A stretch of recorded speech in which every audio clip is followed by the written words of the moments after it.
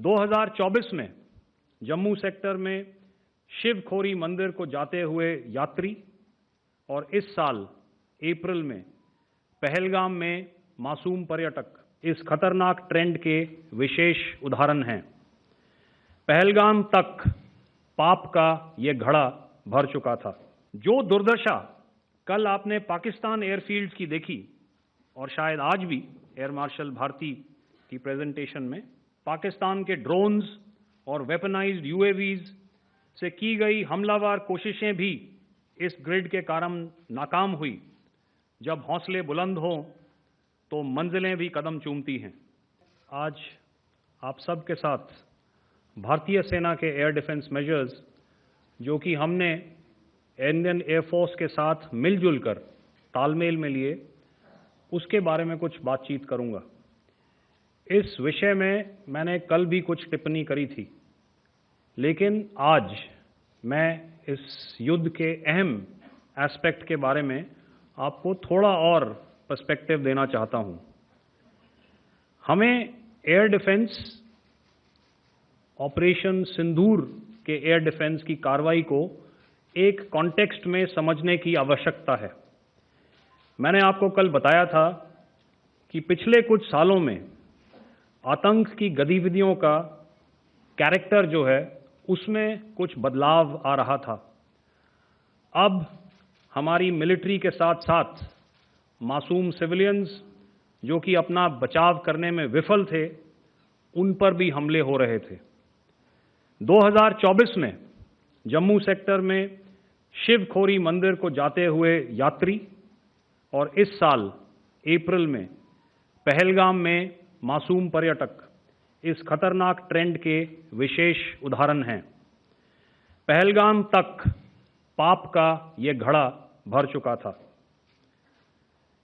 उसके बाद जो हुआ उसके बारे में हम कल विस्तार में बातचीत कर चुके हैं। क्योंकि आतंकियों पर हमारे सटीक हमले लाइन ऑफ कंट्रोल और इंटरनेशनल बाउंड्री को पार करे बिना किए गए थे, हमें पूरा अंदेशा था कि पाकिस्तान का वार भी बॉर्डर के उस पार से ही होगा। इसलिए हमने अपनी एयर डिफेंस की पूरी तैयारी पहले से ही कर ली थी। हमारी इन्वेंट्री में शामिल counter manned aerial systems, electronic warfare के साधन और एयर डिफेंस वेपन्स का इंडियन एयरफोर्स के इसी प्रकार के सिस्टम्स के साथ एक अनोखा मिश्रण किया गया।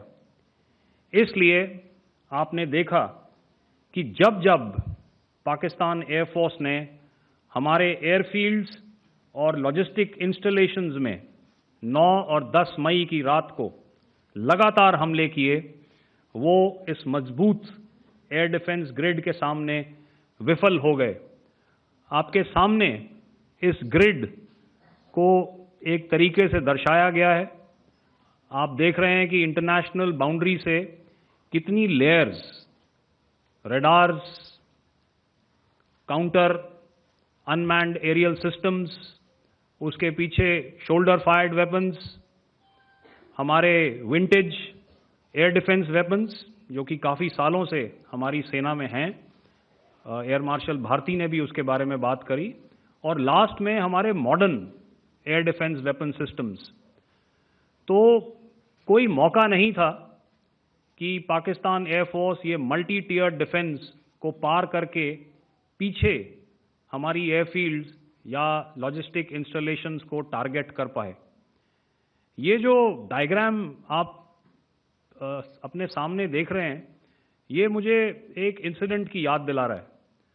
और मैं आपको इस उदाहरण के ज़रिए से एक ये एस्पेक्ट हाईलाइट करना चाहता हूँ। जब मैं स्कूल में था तो तकरीबन मेरे ख्याल से ये 70 का दशक था और उस समय इंग्लैंड और ऑस्ट्रेलिया के बीच में, आज शायद क्रिकेट की बात भी करनी चाहिए क्योंकि मैं देख रहा था कि विराट कोहली ने टेस्ट क्रिकेट से रिटायरमेंट ले ली कई भारतीयों की तरह वो मेरे भी फेवरेट क्रिकेटर हैं। तो 70 के दशक में ऑस्ट्रेलिया और इंग्लैंड की फेमस एशेज सीरीज चल रही थी और उस समय ऑस्ट्रेलिया के दो बहुत तेज गेंदबाज जो कि क्रिकेट हिस्ट्री में बड़ा उनका नाम है, जेफ थॉमसन और डेनिस लिली, उन्होंने अंग्रेजी बैट्समैन और उनकी बैटिंग लाइनअप को तहस नहस कर दिया था। और ऑस्ट्रेलियंस ने उस समय एक कहावत निकाली थी, that from ashes to ashes and from dust to dust, if Thommo don't get here then Lillee surely must. और अगर आप इस लेयर को देखें तो आप समझ जाएंगे कि मैं आपको क्या बताने की कोशिश कर रहा हूं। तो अगर आप सारे सिस्टम्स को पार कर भी गए तो आपको फिर भी एयरफील्ड या लॉजिस्टिक इंस्टॉलेशन या जो भी चीज़ को आप टारगेट कर रहे हैं उसमें पहुंचने से पहले कोई ना कोई इस लेयर्ड ग्रिड का सिस्टम ज़रूर गिरा देगा। जो दुर्दशा कल आपने पाकिस्तान एयरफील्ड्स की देखी और शायद आज भी एयर मार्शल भारती की प्रेजेंटेशन में, हमारी एयरफील्ड्स हर प्रकार से ऑपरेशनल हैं।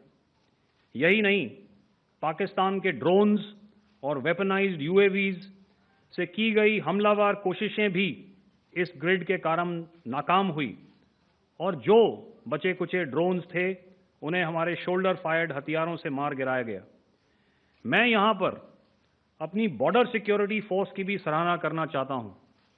उनके डायरेक्टर जनरल साहब से लेकर बॉर्डर पर तैनात बीओपी पर पहरा देने वाले आखिरी जवान भी हमारे इस अभियान में बढ़ चढ़कर शामिल हुए और बहुत बहादुरी से उन्होंने हमारा साथ दिया।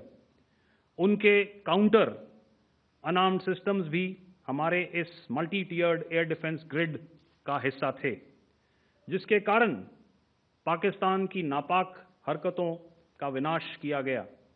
आपने सुना ही होगा, जब हौसले बुलंद हों तो मंजिलें भी कदम चूमती हैं।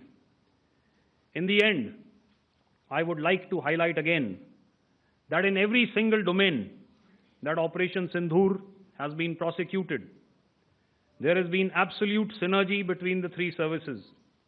Not only have we, in this endeavor, been fully supported by our government, departments, and agencies, I cannot here not mention our 140 crore countrymen that have stood behind us with their prayers and goodwill, urging and inspiring us to achieve our mission and objectives. For that, we salute you. You are indeed the best. Jai Hind.